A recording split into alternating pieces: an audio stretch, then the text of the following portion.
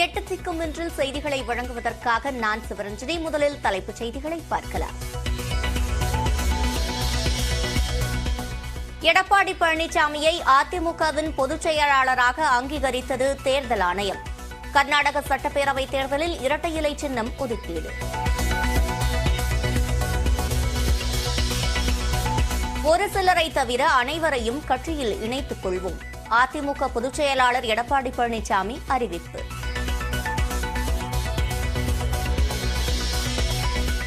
தேர்தல் ஆணைய நடவடிக்கையால் எடப்பாடி பழனிசாமி தரப்பினர்கள் உற்சாகம்.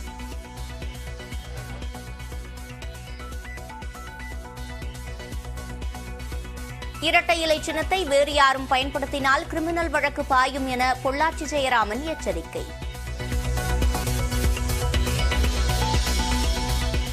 அதிமுக பொதுச் செயலாளர் விவகாரத்தில் இறுதி தீர்ப்பை நீதிமன்றமே வழங்கும் என ஓபிஎஸ் தரப்பு கருத்து. தேர்தல் ஆணையத்தின் முடிவால் தங்களுக்கு பின்னடைவு இல்லை என்றும் விளக்கம். கர்நாடக தேர்தலில் 3 தொகுதிகளில் ஓபிஎஸ் அணி போட்டி. புலிகேசி தொகுதியில் அதிமுக வேட்பாளரை எதிர்த்து நெடுஞ்செழியன் களம் காண்கிறார். கொடநாடு கொலை கொள்ளை விவகாரத்தில் என்ன செய்தீர்கள் என எடப்பாடி பழனிசாமிக்கு முதலமைச்சர் ஸ்டாலின் கேள்வி. எனவே இந்த விவகாரத்தை பொறுத்தவரையில் மிகுந்த கவனத்தோடு இந்த விசாரணை நடத்தி உண்மை குற்றவாளியை நிச்சயமாக விரைவில் கண்டுபிடிப்போம். கவனத்துடன் விசாரித்து உண்மை குற்றவாளியை கண்டுபிடிப்போம் என்றும் உறுதி.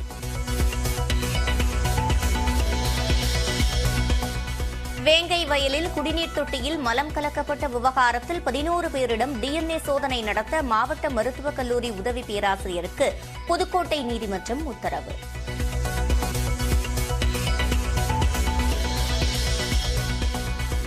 முன்னாள் பிரதமர் VP சிங்கிற்கு சென்னையில் முழு உருவச் சிலை அமைக்கப்படும். சட்டப்பேரவையில் முதலமைச்சர் மு க ஸ்டாலின் அறிவிப்பு. 2 ஆண்டுகள் சிறை தண்டனையை நிறுத்தி வைக்க கோரிய ராகுல் காந்தியின் மனு தள்ளுபடி. இழந்த MP பதவியை மீண்டும் பெறுவதில் சிக்கல்.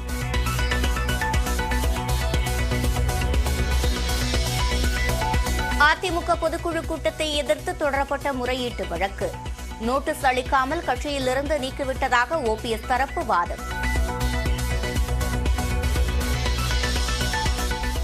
கர்நாடகாவில் சட்டமன்ற தேர்தலுக்கான வேட்புமனு தாக்கல் நிறைவடைந்தது. 2968 பேர் வேட்புமனுக்களை தாக்கல் செய்தனர்.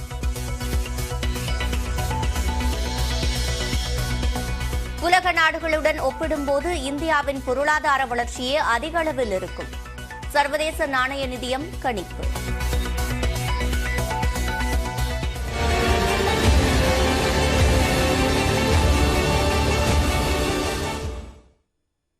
அதிமுக பொதுச் செயலாளராக எடப்பாடி பழனிசாமியை அங்கீகரித்துள்ள தேர்தல் ஆணையம் கர்நாடக சட்டமன்ற தேர்தலில் அதிமுக வேட்பாளருக்கு இரட்டை இலை சின்னத்தை ஒதுக்கவும் உத்தரவிட்டுள்ளது. அதே நேரம் அதிமுக கட்சி விதிகளில் மேற்கொள்ளப்பட்ட திருத்தங்கள் உள்ளிட்டவை நீதிமன்ற உத்தரவுக்கு கட்டுப்பட்டது என்று தேர்தல் ஆணையம் கூறியுள்ளது. புரட்சித் தலைவர் எம்ஜிஆர் வழியிலே, புரட்சித் தலைவி அம்மா அவர்கள் வழியிலே எடப்பாடியார் அவர்கள் பின்னால் நிற்கிறார்கள். சாதனை விரைவில் போது அது சாதனை படைக்கின்ற இயக்கம் அனைத்து இந்திய அண்ணா திராவிட முன்னேற்ற கழகம் புரட்சித் தலைவரால் உருவாக்கப்பட்டு புரட்சித் தலைவி அம்மா அவர்களால் வளர்த்தெடுக்கப்பட்ட இந்த இயக்கம் 3வது தலைமுறையாக இன்றைக்கு புரட்சி தலைமகன் அண்ணன் எடப்பாடியார் அவர்கள் கழக தொண்டர்களால் பொதுச் செயலாளர் என்று தேர்வு செய்யப்பட்டார். அண்ணா திராவிட முன்னேற்ற கழகத்தின் ஒரே தலைமை, ஒற்றை தலைமை அண்ணன் எடப்பாடியார். நீண்ட சட்ட போராட்டங்களுக்கு பிறகு எடப்பாடி பழனிசாமி அதிமுக பொதுச் செயலாளராக அண்மையில் பொறுப்பேற்றுக் கொண்டார்.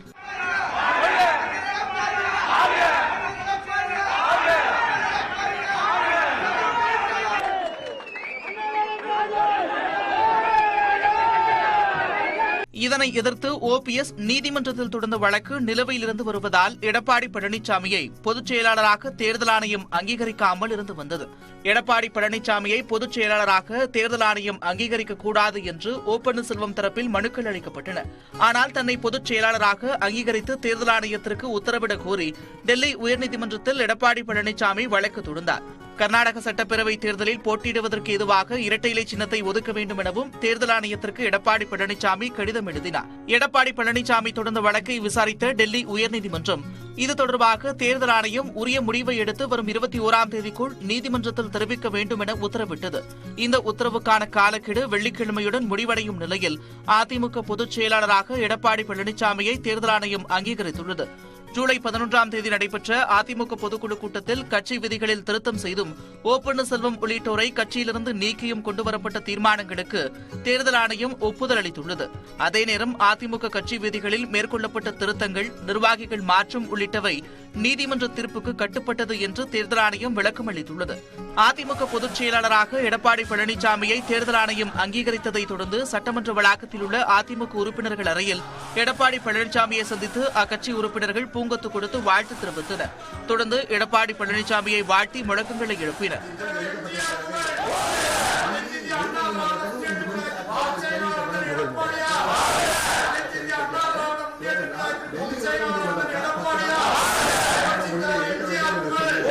அதிமுக பொதுச் செயலாளராக எடப்பாடி பழனிசாமியை தேர்தல் ஆணையம் அங்கீகரித்திருப்பது வரும் நாடாளுமன்ற, சட்டமன்ற தேர்தல்களில் அதிமுக வெற்றி பெறுவதற்கு அச்சாரமாக அமைந்திருப்பதாக அதிமுக முன்னாள் அமைச்சர்கள் மகிழ்ச்சி தெரிவித்தனர். சோதனை வருகிற போதெல்லாம் சாதனை படைக்கிற இயக்கமாக அனைத்து இந்திய அண்ணா திராவிட முன்னேற்ற கழகம் திகழ்ந்து கொண்டிருக்கிறது என்பதற்கு இன்றைய தீர்ப்பு, நம்முடைய தேர்தல் ஆணையம் வழங்கியிருக்கிற தீர்ப்பு தர்மம் வென்றிருக்கிறது என்ற வரலாற்றை எடுத்து வைக்கின்ற வகையில் இந்த தீர்ப்பு அமைந்திருக்கிறது. 24 நாடாளுமன்ற தேர்தலில் அனைத்து தொகுதியும் வெற்றி பெறுவோம் என்ற வரலாற்றை தமிழகத்திலே படைப்போம். அதற்கு பிறகு 2026 ஆட்சி மாண்புமிகு எடப்பாடி அவருடைய தலைமையில் அமைவதற்கு இந்த தீர்ப்பு எங்களுக்கு சாதகமாக அமைந்திருக்கிறது. தேர்தல் கமிஷன் அங்கீகரித்திருக்கிறது. இதுக்கு கழக தொண்டர்களுக்கு மட்டுமல்ல, தமிழ்நாட்டு மக்களுக்கும் இன்றைக்கு தீபாவளி போன்ற அற்புதமான ஒரு நல்ல நாளாக நாங்கள் கருதுகிறோம். தேர்தல் ஆணையம் அங்கீகரித்திருக்கு, ஆனா உயர்நீதிமன்றத்தில் இன்னும் வழக்குகள்லாம் நிலுவையில் இருக்கு. நீங்க எங்க எந்தெந்த கோர்ட் நிலுவையில் அது பூரா அந்த எடப்பாடியாருக்கு நல்ல தீர்ப்பாக வரும், நியாயமான தீர்ப்பாக வரும், பிரச்சனையே இல்லை. பல்வேறு சட்ட போராட்டங்களை தாண்டி இந்தியாவினுடைய உச்சபட்ச அமைப்பான தேர்தலை அங்கீகரிக்கக்கூடிய அமைப்பான இந்திய தேர்தல் ஆணையத்தால் இன்றைக்கு அங்கீகாரம் கிடைக்கப்பட்டிருக்கிறது. இது அதிமுக தொண்டர்களை மேலும் உற்சாகப்படுத்தும், மேலும் ஊக்கப்படுத்தும். அதிமுக இனி வலுவோடும் பொலிவோடும் அண்ணன் எடப்பாடியார் தலைமையில் சிறப்பாக செயல்படும். சென்னை ராயப்பேட்டையில் உள்ள அதிமுக தலைமை அலுவலகத்திலும் தொண்டர்கள் பட்டாசு வெடித்தும் இனிப்புகள் வழங்கியும் கொண்டாடினர்.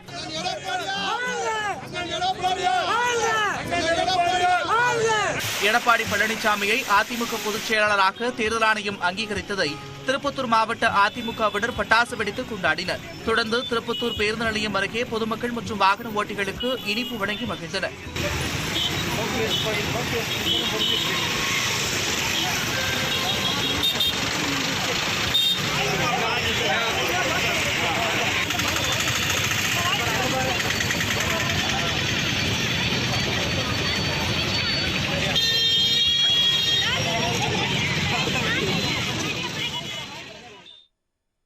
அதிமுக பொதுச் செயலாளராக எடப்பாடி பழனிசாமியை இந்திய தேர்தல் ஆணையம் அங்கீகரித்துள்ளதை தொடர்ந்து அக்கட்சியின் கொடியையும் பெயரையும் பயன்படுத்துபவர்கள் மீது சட்ட நடவடிக்கைகள் எடுக்கப்படும் என பொள்ளாச்சி ஜெயராமன் எச்சரிக்கை விடுத்துள்ளார். அனைத்து இந்திய அண்ணா திராவிட முன்னேற்ற கழகத்தின் கொடியையும் இரட்டை இலை சின்னத்தையும் அதிமுக என்கின்ற பெயரையும் இனிமேல் வேறு யாரும் பயன்படுத்த முடியாது. பயன்படுத்தினால் சட்டப்படி குற்றம். அதிமுக எம்எல்ஏவான பொள்ளாச்சி ஜெயராமன் ஓ பன்னீர்செல்வத்திற்கும் சசிகலாவிற்கும் பகிரங்கமாக விடப்படும் எச்சரிக்கைதான் இது. அதிமுக பொதுச் செயலாளராக எடப்பாடி பழனிசாமியை இந்திய தேர்தல் ஆணையம் அங்கீகரித்துள்ளது. இது தொடர்பாக இந்திய தேர்தல் ஆணையம் கர்நாடக மாநில தலைமை தேர்தல் ஆணையருக்கு எழுதியுள்ள கடிதத்தில் அதிமுகவின் திருத்தப்பட்ட விதிகள், நிர்வாகிகள் மாற்றம் ஏற்கப்பட்டதாக தெரிவித்துள்ளது. இதனை எடப்பாடி பழனிசாமியின் ஆதரவாளர்கள் கொண்டாடி வருகின்றனர். இந்நிலையில் சென்னை தலைமை செயலக வளாகத்தில் செய்தியாளர்களிடம் பேசிய முன்னாள் அமைச்சரும் எம்எல்ஏவுமான பொள்ளாச்சி ஜெயராமன் அதிமுக பெயர், சின்னத்தை பயன்படுத்தினால் சட்டப்படி நடவடிக்கை எடுக்கப்படும் என எச்சரித்தார். இனிமேல் அனைத்து இந்திய அண்ணா திராவிட முன்னேற்ற கழகத்தினுடைய பெயரை அல்லது கட்சியை அல்லது இரட்டை இலை சின்னத்தை வேறு யாரும் உரிமை கோரவோ அல்லது பயன்படுத்தவோ முடியாது. இனிமேல் பயன்படுத்தினா நாங்கள் கிரிமினல் கேஸ் கொடுப்போம். சட்டப்படி அது மேல கேஸ் கொடுப்போம். தொடர்ந்து இது வரைக்கும் சசிகலா உட்பட பலரும் தங்களை அதிமுக இனிமேல் யாரும் அவங்களே சொல்ல மாட்டாங்க, அப்படி சொன்னாலும் அது செல்லாது. அது வேற கட்சிக்கு அவங்க கட்சிக்கு அவங்க பொதுச் செயலாளர், அண்ணா திமுக ஒரே பொதுச் செயலாளர் அண்ணன் எடப்பாடி பழனிசாமி. அது இப்ப வரைக்கும் எப்படி தெரியும்?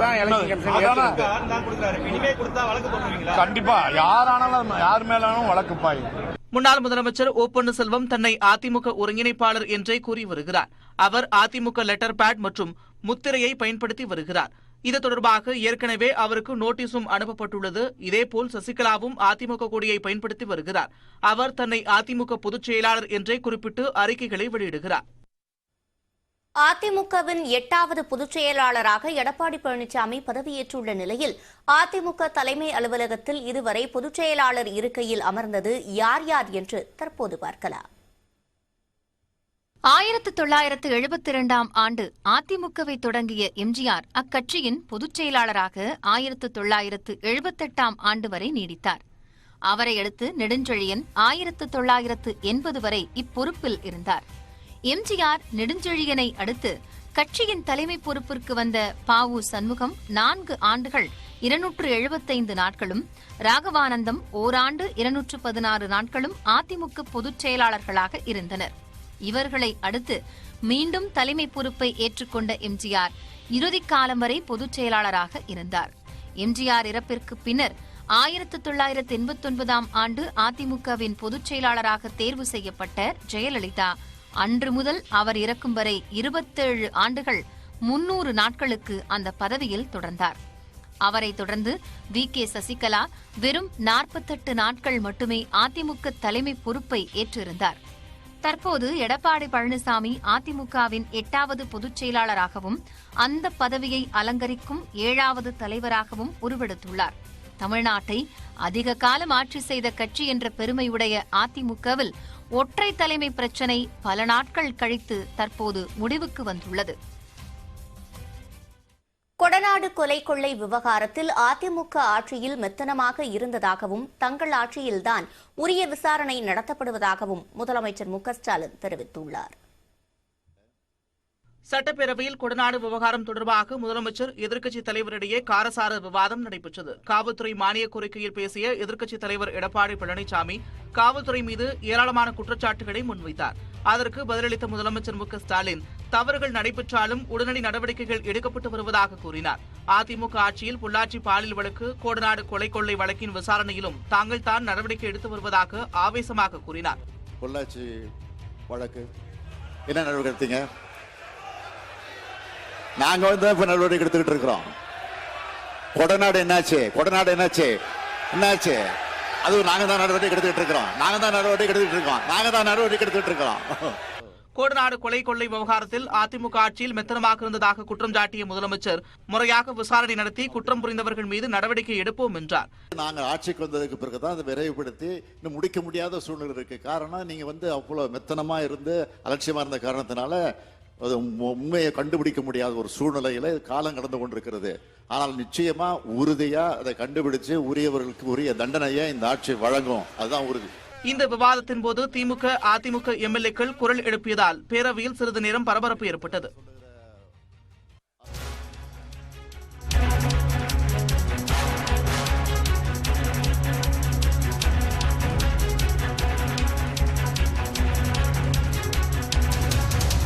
அண்மை செய்தியை பார்த்து வருகிறோம். கோவை குண்டுவெடிப்பு தொடர்பான குற்றப்பத்திரிகை தற்போது தாக்கல் செய்யப்பட்டிருக்கிறது. கூடுதல் விவரங்களை செய்தியாளர் குருசாமியிடம் கேட்கலாம். குருசாமி, இந்த குற்றப்பத்திரிகையில் என்னென்ன விவரங்கள் இடம்பெற்றிருக்கின்றன? சிவரஞ்சனி, கோவை உக்கடம் கோட்டை ஈஸ்வரன் கோயில் முன்பாக கடந்த ஆண்டு அக்டோபர் 23ஆம் தேதி கார் குண்டுவெடிப்பு தாக்குதல் நடத்தப்பட்டது. இது தொடர்பாக என்ஐஏ வழக்கு பதிவு செய்து விசாரணை மேற்கொண்டு வந்த நிலையில் இன்றைய தினம் குற்றப்பத்திரிகையினை தாக்கல் செய்திருக்கிறது.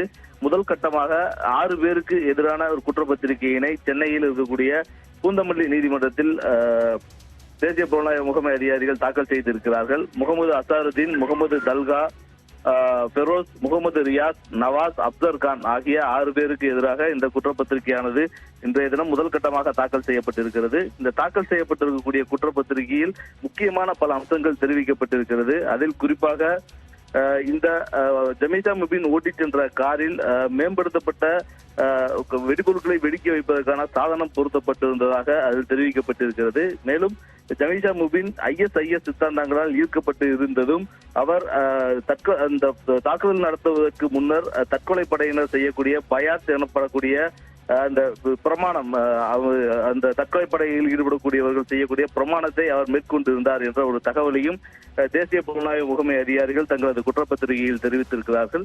மேலும் இது தவிர்த்து இந்த வழக்கில் கைது செய்யப்பட்டிருக்கக்கூடிய முகமது அசாருதீன் என்பவர் ஜமீசா முபினது உறவினர். ஜமீசா முபினின் உறவினரான முகமது அசாருதீனிடமிருந்து ஒரு பென்டிரைவ் ஒன்றை தேசிய புலனாய்வு முகமை அதிகாரிகள் கைப்பற்றி இருக்கிறார்கள்.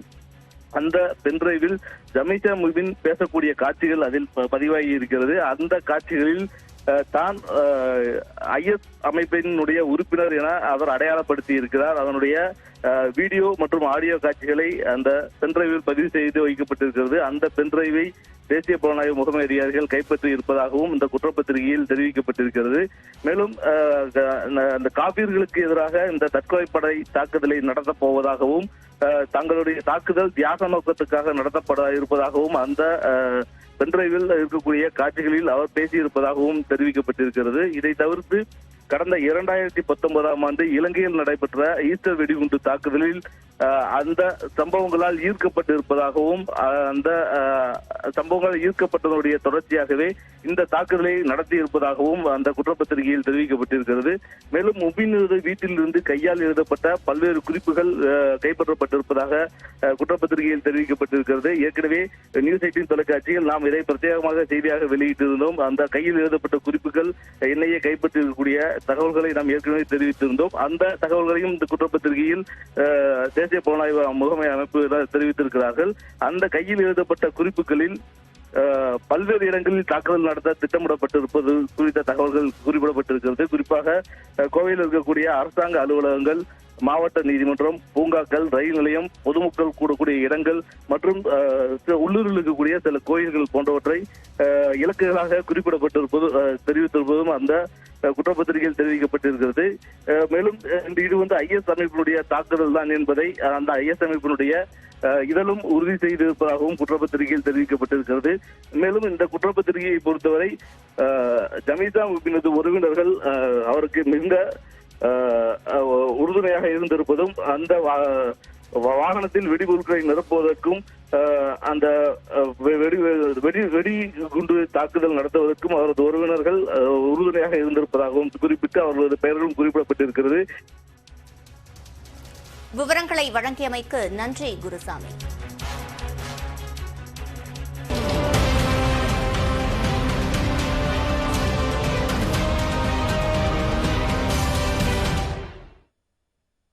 புதுக்கோட்டை வேங்கைவயல் கிராமத்தில் தீண்டாமை அகற்றப்பட்டு அமைதி திரும்ப நடவடிக்கை எடுக்கப்பட்டு வருவதாக முதலமைச்சர் மு க ஸ்டாலின் தெரிவித்துள்ளார்.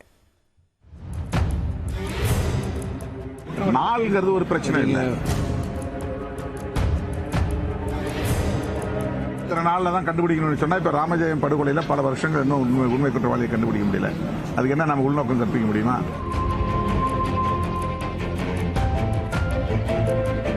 சில வழக்குகளில் நிர்வாக சிக்கல் இருக்கலாம், விசாரணையில் எதுவும் அவங்களுக்கு இன்னும் உறுதிப்படுத்தப்படாத தகவல் இருக்கலாம். அதனால அரசு தலித் மக்களுக்கு எதிராக இல்லை. இதுபோல் புதுக்கோட்டை மாவட்டம் வேங்கைவயல் கிராமத்தில் பட்டியலின மக்கள் பயன்படுத்தும் நீர்த்தேக்க தொட்டியில் மனித கழிவு கலந்த விவகாரம் தற்போது வரை நீரு பூத்த நெருப்பாய் அனலடித்து வருகிறது.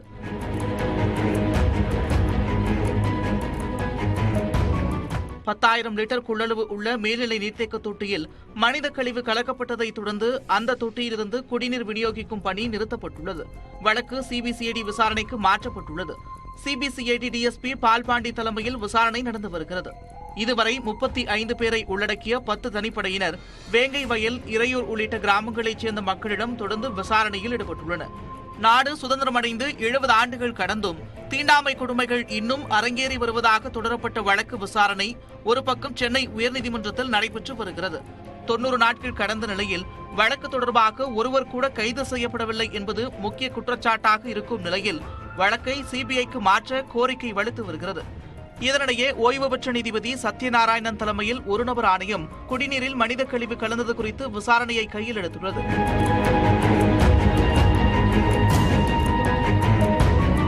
இந்த நிலையில் சட்டப்பேரவையில் வேங்கை வயல் விவகாரம் குறித்து பேசிய முதலமைச்சர் மு க ஸ்டாலின் வேங்கை வயல் கிராமத்தில் தீண்டாமை அகற்றப்பட்டு அமைதி திரும்பி வருவதாக விளக்கம் அளித்தார். குடிநீரில் மனித கழிவு கலந்த குற்றவாளிகளை கண்டுபிடிக்க நடவடிக்கை எடுக்கப்பட்டு வருவதாகவும் அவர் கூறினார். சென்னை உயர்நீதிமன்றத்தால் அமைக்கப்பட்ட ஓய்வு பெற்ற நீதிபதி சத்யநாராயணன் தலைமையிலான ஒருநபர் விசாரணை ஆணையத்திற்கு தேவையான உதவிகளை தமிழக அரசு செய்து வருகிறது என்றும் முதலமைச்சர் மு க ஸ்டாலின் தெரிவித்தார். இதனிடையே வேங்கை வயலில் குடிநீரில் மலம் கலந்த விவகாரத்தில் 11 பேரிடம் DNA பரிசோதனை மேற்கொள்ள புதுக்கோட்டை நீதிமன்றம் அனுமதி வழங்கியுள்ளது. அதன்படி மனித கழிவு கலந்த குடிநீர் தொட்டியிலிருந்து எடுக்கப்பட்ட தண்ணீரில் இருந்த DNA உடன் தற்போது எடுக்கப்படும் DNA-களையும் CBCID ஒப்பிட்டு பார்க்க உள்ளது.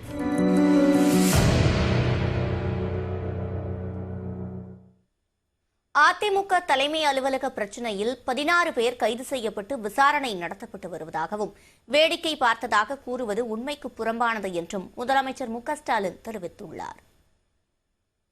அதிமுக தலைமை அலுவலகத்தில் நடந்த மோதல் சம்பவம் குறித்து சட்டப்பேரவையில் முன்னாள் முதலமைச்சர்கள் எடப்பாடி பழனிசாமி, ஓ பன்னீர்செல்வம் மற்றும் முதலமைச்சர் மு க ஸ்டாலின் இடையே காரசார விவாதம் நடைபெற்றது.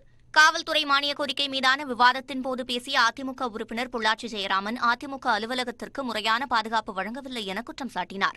இதற்கு பதிலளித்த முதலமைச்சர் மு க ஸ்டாலின் அதிமுக தலைமை அலுவலகத்திற்கு உள்ளே நடந்தது உட்கட்சி பிரச்சினை எனவும் அதற்கு அரசு பொறுப்பேற்க முடியாது எனவும் கூறினார். அலுவலகத்திற்கு வெளியே காவல்துறை உரிய பாதுகாப்பை வழங்கியது என விளக்கமளித்தார். இதனையடுத்து பேசிய முன்னாள் முதலமைச்சர் ஓ பன்னீர்செல்வம் பொதுக்குழு கூட்டத்திற்கு செல்லாமல் 8 மாவட்ட செயலாளர்கள் தலைமை அலுவலகத்தில் இருக்க வேண்டிய அவசியம் என்ன என்று கேள்வி எழுப்பியவர் இந்த பிரச்சினை தொடர்பாக மேடை போட்டு பேசக்கூட தயார் என தெரிவித்தார். இதைத் தொடர்ந்து பேசிய எடப்பாடி பழனிசாமி தாக்குதல் நடத்த வாய்ப்புள்ளதை கருதி முன்கூட்டியே காவல்துறையில் புகார் அளித்ததாகவும் ஆனால் உரிய பாதுகாப்பு இல்லாததால் வன்முறை நிகழ்ந்ததாகவும் குற்றம் சாட்டினார். இறுதியாக பதிலளித்த முதலமைச்சர் இந்த வழக்கில் 16 பேர் கைது செய்யப்பட்டு விசாரணை நடத்தப்பட்டு வருவதாகவும் வேடிக்கை பார்த்ததாக கூறுவது உண்மைக்கு புறம்பானது எனவும் குறிப்பிட்டார்.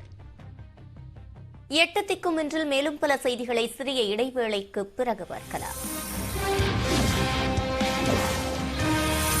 மு க ஸ்டாலின் முன்னாள் பிரதமர் VP சிங் நினைவை போற்றவும் தமிழ் சமுதாயத்தின் நன்றியை தெரிவிக்கக்கூடிய வகையிலும் அவருக்கு சென்னையில் முழு உருவ கம்பீர சிலை அமைக்கப்படும் என அறிவித்தார். உள்நாட்டு விமான நிலையத்திற்கு பெருந்தலைவர் காமராஜர் பெயரையும் பன்னாட்டு விமான நிலையத்திற்கு பேரறிஞர் அண்ணாவின் பெயரையும் சூட்டிய ஒப்பற்ற தலைவரான VP சிங் அவர்களின் நினைவை போற்றும் வகையில் அவருக்கு தமிழ் சமுதாயத்தை நன்றியை தெரிவிக்கும் வகையில் சென்னையில் அவரது முழு உருவ கம்பீர சிலை அமைக்கப்படும் என்பதை மிகுந்த பெருமிதத்தோடு இந்த மாமன்றத்தில் அறிவிக்க விரும்புகிறேன். VP சிங்கின் சாதனைகள் குறித்து பேசிய முதலமைச்சர் மிகப்பெரிய ஜமீன்தாராக பிறந்து ஆடம்பர வாழ்க்கை வாய்த்தாலும் அதில் மனம் ஒட்டாமல் காந்திய இயக்கத்தில் ஈடுபட்டதாக குறிப்பிட்டார். உத்தரப்பிரதேச மாநிலத்தின் முதலமைச்சர், மத்திய வர்த்தக அமைச்சர், நிதியமைச்சர், பாதுகாப்புத்துறை அமைச்சர் ஆகிய உயர் பதவிகளை வகித்தவர் என குறிப்பிட்ட முதலமைச்சர் பிரதமராக இருந்தது 11 மாதங்கள் தான் என்றாலும் அவர் செய்த சாதனைகள் மகத்தானவை என புகழாரம் சூட்டினார். பிற்படுத்தப்பட்ட மக்களுக்கு 27 விழுக்காடு இடஒதுக்கீடு, தகவல் அறியும் உரிமை சட்டத்துக்கான தொடக்க புள்ளி, தேசிய ஊரக வேலைவாய்ப்பு திட்டத்துக்கான தொடக்க புள்ளி, வேலை உரிமையை அரசியல் சாசன உரிமையாக்கியது, தேர்தல் சீர்திருத்தங்கள், மாநிலங்களுக்கு இடையிலான கவுன்சில், தேசிய பாதுகாப்பு குழு, உழவர்கள் பிரச்சனை தீர்க்க 3 குழுக்கள், டெல்லி குடிசை பகுதி மக்களுக்கு வாழ்விடங்கள், அதிகபட்ச சில்லறை விற்பனை விலை MRP அச்சிட வேண்டும், நுகர்வோர் பாதுகாப்பு ஆகிய அனைத்தையும் செய்து காட்டிய மாபெரும் சாதனையாளர் தான் VP சிங் அவர்கள். சமூக ரீதியாகவும் கல்வியிலும் பின்தங்கிய பிற்படுத்தப்பட்ட வகுப்பினர் என்று அழைக்கப்படும் சமூகத்துக்கு மத்திய அரசு பணியிடங்களில் 27% இடஒதுக்கீட்டை வழங்கலாம் என்ற BP மண்டல் பரிந்துரையின் உத்தரவை அமல்படுத்திய சமூக நீதி காவலர் VP சிங் என்றும் போற்றினார். முதலமைச்சரின் இந்த முன்னெடுப்பை அனைத்து கட்சியினர் வரவேற்று பேசினர். ஒடுக்கப்பட்ட மக்கள் சமூக நீதி பெறும் வகையில் முதலமைச்சரின் செயல்பாடுகள் உள்ளதாக சமூக செயற்பாட்டாளர்கள் கூறுகின்றனர். சட்டமன்றத்தில் நடந்த விவாதத்தில் நம்ம ஒட்டுமொத்தமாக பார்க்கும் பொழுது சிலருக்கான அப்படி என்ன இருக்கும், ஒட்டுமொத்தமாக இந்த தமிழ்நாடுங்கிறது தமிழ்நாடு தான், அதில் ஒன்றும் மாற்று கருத்தே இல்லை. ஒவ்வொரு விதமாக இருந்தால் கூட நாங்கள் பார்க்குறது எல்லா மக்களுக்கும் எல்லாம் பெறணும், எல்லா நிலையிலும் எல்லாம் பெறணும் அப்படிங்கிற விஷயம். பாரதிதாசன் பாடின மாதிரி எல்லாருக்கும் எல்லாம் கிடைக்கணுங்கிற ஒரு உயரிய நோக்கத்தோடு தான் முதலமைச்சர் தன்னுடைய ஒவ்வொரு நகர்தலையும் நகர்த்தி கொண்டு இருக்கிறார். இந்த செயல்பாடு வரவேற்கத்தக்கது. எல்லோருக்கும் எல்லாமும் கிடைக்க வெகுநாள் ஆகும் என்றும் இதற்கு கல்வியே சிறந்த வழி என்பதும் சமூக செயற்பாட்டாளர்களின் கருத்தாக உள்ளது. அதிமுகவில் கட்சி கொள்கைகளை வகுக்கும் உச்சபட்ச அதிகாரம் கொண்ட பொதுக்குழுவுக்கு உறுப்பினரை நீக்க அதிகாரம் இல்லை என உயர்நீதிமன்றத்தில் ஓபிஎஸ் தரப்பு வாதங்களை முன்வைத்துள்ளது.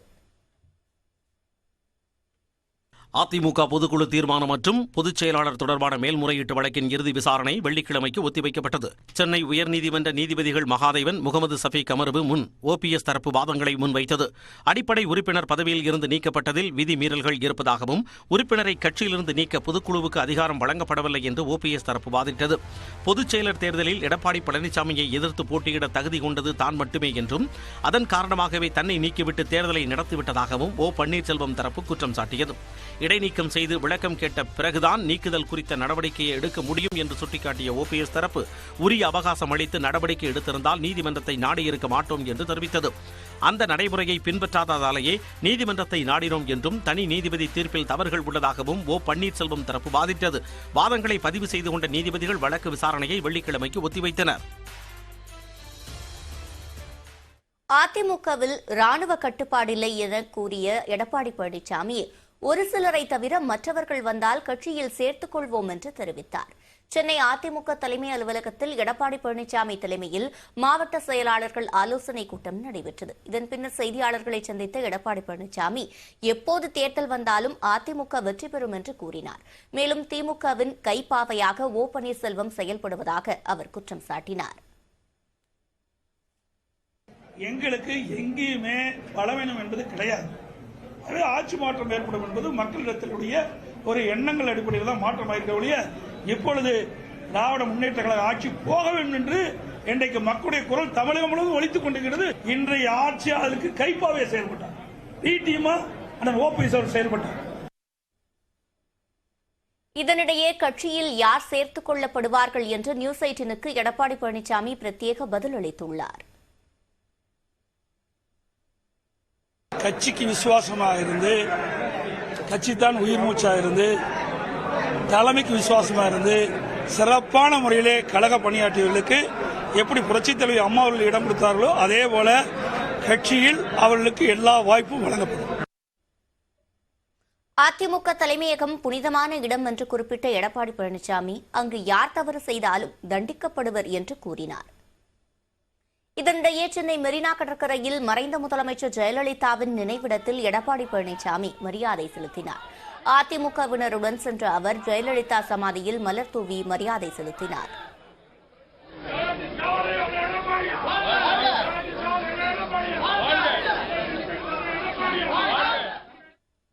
அதிமுக பொதுச் செயலாளராக இபிஎஸ்க்கு கிடைத்த அங்கீகாரம் கர்நாடக சட்டமன்ற தேர்தலுக்கான தற்காலிக முடிவுதான் என ஓபிஎஸ் ஆதரவாளர் வெண்ருட்டி ராமச்சந்திரன் தெரிவித்துள்ளார். சென்னையில் செய்தியாளர்களிடம் பேசிய அவர் நீதிமன்றத்தில் இறுதி தீர்ப்பு வெளியாகும் வரை மட்டுமே இரட்டை இலை சின்னம் வழங்கப்படுகிறது என தேர்தல் ஆணையம் விளக்கமளித்துள்ளதாகவும் கூறினார். தேர்தல் கமிஷன் எப்படி ஈரோடு கிழக்கு இடைத்தேர்தலில் இரட்டையலை சின்னத்தை ஒதுக்கினார்களோ அதை போல அங்கீகாரம் கொடுத்து இரட்டையலை சின்னத்தை ஒதுக்கி இருக்கிறார்கள். இது ஒரு தற்காலிகமான முடிவு. அவர்களே அந்த உத்தரவிலே சொல்லி இருக்கிறார்கள். இது நீதிமன்றங்களின் இறுதி தீர்ப்புக்கு கட்டுப்பட்டது. அடிக்கடி ஒருவர் சம்பள முன்பணம் பெற்றால் என்ன நடக்கும்? இன்றைய நாணயம் பகுதியின் மூலம் அறிந்து கொள்ளலாம்.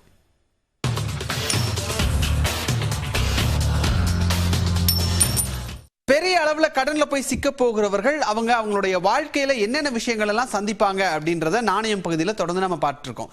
அப்படியே அதுல முக்கியமான ஒன்று சம்பளத்திலிருந்து முன்பணம் வாங்குறது. சம்பளம் கைக்கு வர்றதுக்கு முன்னாடி அடிக்கடி ஒருவர் சம்பளத்திலிருந்து முன்பணம் பெறக்கூடிய அந்த பழக்கம் இருந்தா அவர் கண்டிப்பா ஒரு நாள் இல்ல ஒரு நாள் கடன்ல சிக்குவார் அப்படின்னு அர்த்தம். இதுல பிரச்சனை என்ன அப்படின்னா, ஒரு முறை இப்படி சம்பளத்திலிருந்து முன்பணம் வாங்க தொடங்கிட்டா அது ஒரு பழக்கமாகவே நாளடைவில் மாறிடும். அடுத்த அறிகுறி என்ன அப்படின்னா, கடன் வழங்கியவர்களிடமிருந்து தொடர்ந்து உங்களுக்கு தொலைபேசி அழைப்புகள் வந்துட்டே இருக்கு அப்படின்னா நீங்களும் கடன் வழியில சிக்க போறீங்கன்னு அர்த்தம். அது உங்களுடைய நண்பர்கள் தொடங்கி கிரெடிட் கார்டு கடன், பர்சனல் லோன் கடன், பேங்க்ஸ்ல இருந்து உங்களுக்கு தொடர்ந்து கால்ஸ் வந்துட்டே இருந்து எல்லாமே அடங்கும். இப்போ உங்களுக்கு தொடர்ந்து கடன் தொகையை கட்ட சொல்லி அழைப்புகள் வந்துட்டே இருக்கு அப்படின்னா கடன்களை நீங்க ரொம்ப கவனமா கையாளணும்னு அர்த்தம்.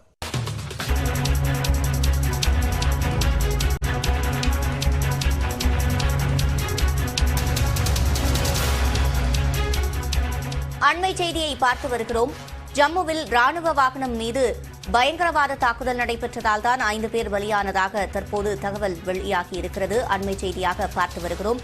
கூடுதல் விவரங்களை செய்தியாளர் சுசித்ராவிடம் கேட்கலாம். சுசித்ரா, முழுமையான விவரங்கள். ஜம்மு காஷ்மீர் மாநிலத்தில் இன்று மதியம் பிற்பகல் 3 மணி அளவில் ராணுவத்தினுடைய ட்ரக் ஒன்றின் மீது ஏற்பட்ட அந்த தீ விபத்தில் 5 ஜவான்கள் உயிரிழந்தது குறிப்பிடத்தக்கது. அந்த சம்பவம் என்பது தற்பொழுது தீவிரவாதிகளுடைய தாக்குதலாக இருக்கலாம் என்ற ஒரு அதிகாரப்பூர்வ அறிவிப்பை இந்திய ராணுவமானது வெளியிட்டிருக்கிறது. மிக முக்கியமாக பூஞ்ச் பகுதியில் இருந்து பிம்பர் கலி பகுதியில் அந்த வாகனமானது சென்று கொண்டிருந்த பொழுது அடையாளம் தெரியாத தீவிரவாதிகளால் எரியப்பட்ட கிரேனேட் இந்த தீ விபத்து ஏற்பட்டுள்ளதாக தற்பொழுது இந்திய ராணுவமானது அதிகாரப்பூர்வமாக அறிவிப்பை வெளியிட்டிருக்கிறது. இந்த சம்பவத்தில் சுமார் ராஷ்டிரிய ரைபிள் பிரிவை சார்ந்த 5 ஜவான்கள் சம்பவ இடத்திலேயே உடல் கருகி உயிரிழந்தது குறிப்பிடத்தக்கது. இதனால் தற்பொழுது அந்த விவகாரம் தொடர்பாக விசாரணைக்காக உத்தரவு பிறப்பிக்கப்பட்டுள்ளதாகவும் தற்பொழுது இந்திய ராணுவமானது அதிகாரப்பூர்வமாக அறிவித்திருக்கிறது. விவரங்களை வழங்கியமைக்கு நன்றி சுசித்ரா.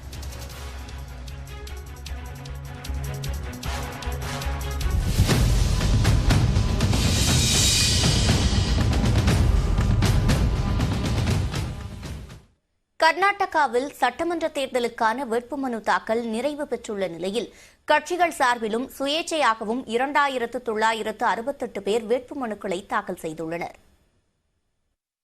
கர்நாடக சட்டப்பேரவை தேர்தல் வரும் மே 10ஆம் தேதி நடைபெறுகிறது. 224 தொகுதிகளுக்கும் ஒரே கட்டமாக தேர்தல் நடைபெறவுள்ள நிலையில் மே 13ஆம் தேதி வாக்கு எண்ணிக்கை நடைபெறுகிறது. இதற்கான வேட்புமனு தாக்கல் நிறைவு பெற்றுள்ள நிலையில் முதலமைச்சர் பசவராஜ் பொம்மை சிக்காவி தொகுதியில் மனு தாக்கல் செய்தார்.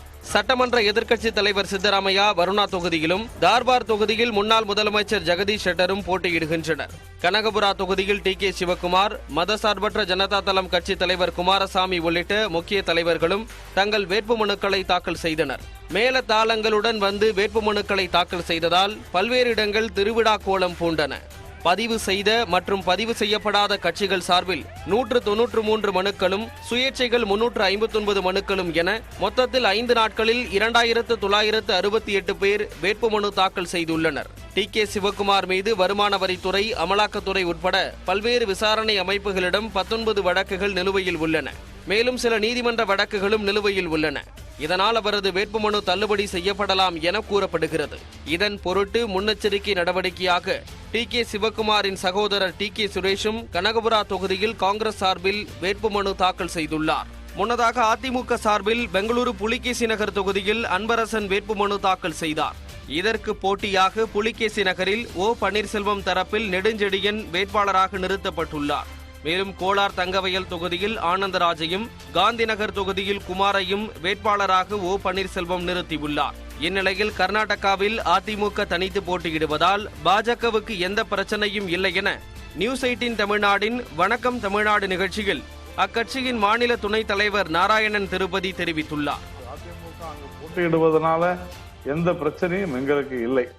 ஆனால் இது அந்த கட்சிக்குள்ளே இருக்கக்கூடிய சில பிரச்சனைகள்னால அவங்க இந்த முடிவை எடுத்திருக்கலாம். ஒரே ஒரு தொகுதியில போட்டியிடுவது அந்த சின்னத்திற்காக அப்படின்ற அந்த முடிவு அப்படித்தான் இருக்கும் என்று நினைக்கிறேன். இது பாஜகவிற்கு எதிராக அவர்கள் வேட்பாளர்களை நிறுத்தியிருக்கிறார்கள் என்று சொல்வதை விட அவர்கள் அந்த சின்னத்தை தக்க வைத்துக் கொள்வது, அந்த சின்னம் தங்களுக்கு வேண்டும் என்பதற்காக அந்த கட்சிக்குள்ளே நடக்கக்கூடிய விஷயமாகத்தான் நான் பார்க்கிறேன். அதனால இந்த கேள்விக்கு அவர்கள் தான் பதில் சொல்ல வேண்டும். கர்நாடக தேர்தலுக்கான வேட்புமனுவை வாபஸ் பெற ஏப்ரல் 24 கடைசி நாள் என்ற நிலையில் வெள்ளிக்கிழமை வேட்புமனு பரிசீலனை நடைபெறுகிறது. 2023-24 நிதியாண்டில் இந்தியாவின் பொருளாதார வளர்ச்சி 5.9% இருக்கும் என சர்வதேச நாணய நிதியம் தெரிவித்துள்ளது. உலக நாடுகளுடன் ஒப்பிடும்போது நடப்பு நிதியாண்டில் இந்தியாவின் பொருளாதார வளர்ச்சியே அதிக அளவில் இருக்கும் என சர்வதேச நாணய நிதியம் கணித்துள்ளது. பல்வேறு நாடுகளின் பொருளாதார வளர்ச்சி குறித்து உலக பொருளாதார கண்ணோட்ட அறிக்கையை சர்வதேச நாணய நிதியம் வெளியிட்டுள்ளது. அதில் இந்தியாவின் மொத்த உள்நாட்டு உற்பத்தி 5.9% இருக்கும் என்றும் உலகின் வேகமாக வளரும் நாடாக இன்னும் இந்தியா உள்ளது என்றும் தெரிவித்துள்ளது.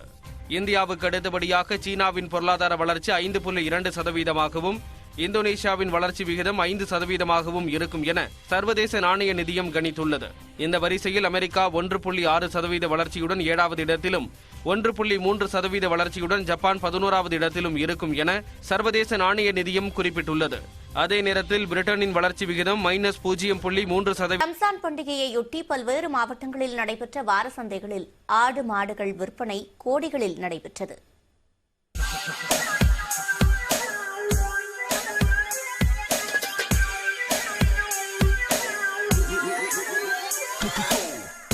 தமிழும் சுவையும் காதலும் மோதலும் போல பிரிக்க முடியாதவைகளில் ஒன்று ரம்ஜானும் பிரியாணியும்.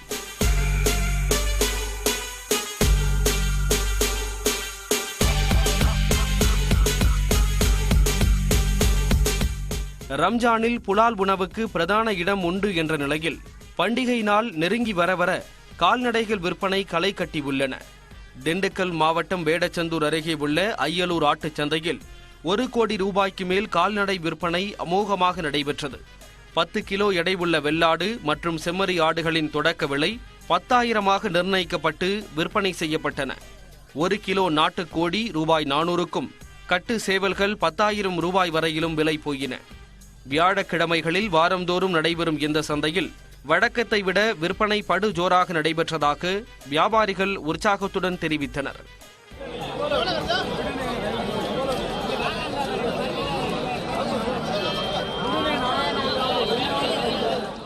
திருவாரூர் மாவட்டம் திருத்துறைப்பூண்டி ஆட்டுச் சந்தையிலும் ஆயிரக்கணக்கில் ஆடுகள் விற்பனையாகின. மொத்த விற்பனை 1 கோடி ரூபாயை தாண்டியதாக மகிழ்ச்சியுடன் தெரிவித்தனர் வியாபாரிகள். ஒவ்வொரு வியாபாரி 4 லட்சம் 5 லட்சத்துக்கு வியாபாரம் வாங்கியிருக்கோம். சிறப்பாக வியாபாரியும் சந்தோஷமா இருக்காங்க, வாங்கின வியாபாரி சந்தோஷமா இருக்காங்க. இதேபோல் தென்காசி மாவட்டம் பாவூர் சத்திரம் சந்தையில் வெள்ளாடு, செம்மறியாடு, வேலியாடு, பொட்டு ஆடு உள்ளிட்ட பல்வேறு ரக ஆடுகள் ஆயிரக்கணக்கில் விற்பனைக்கு வந்தன. அவை சரசரவென விற்று தீர்ந்தன. அவை மட்டுமின்றி காளை, நாட்டு மாடு, பசுமாடு, எருமை மாடுகளை வியாபாரிகள் போட்டி போட்டுக்கொண்டு பேரம் பேசி வாங்கி சென்றனர். ரம்ஜான் பண்டிகையை முன்னிட்டு இங்கே நிறைய மாடுகள் வந்திருக்கிறது. நல்ல வியாபாரம் நல்லா நடந்துகிட்டு இருக்கு. கேரளாக்காரங்க நிறைய வந்திருக்காங்க. தமிழ்நாட்டில் சுற்று வட்டாரத்திலிருந்து எல்லா பகுதியிலிருந்து மாடுகள் வந்திருக்கு. மேலும் தென்னிந்தியாவின் மிகப்பெரிய கால்நடை மாட்டுச் சந்தைகளில் ஒன்றான பொள்ளாச்சி மாட்டு சந்தையில் ஒரே நாளில் 3 கோடி ரூபாய்க்கு மேல் விற்பனை நடைபெற்றது. வாரந்தோறும் செவ்வாய் மற்றும் வியாழக்கிழமைகளில் நடைபெறும் இந்த சந்தையில் வெளியூர் மட்டுமின்றி வெளி மாவட்டம், வெளி மாநிலங்களில் இருந்தும் வந்து மக்கள் கால்நடைகளை வாங்கி சென்றனர். இத்துடன் செய்திகள் நிறைவு பெறுகின்றன. தொடர்வது சொல்லதிகாரம்.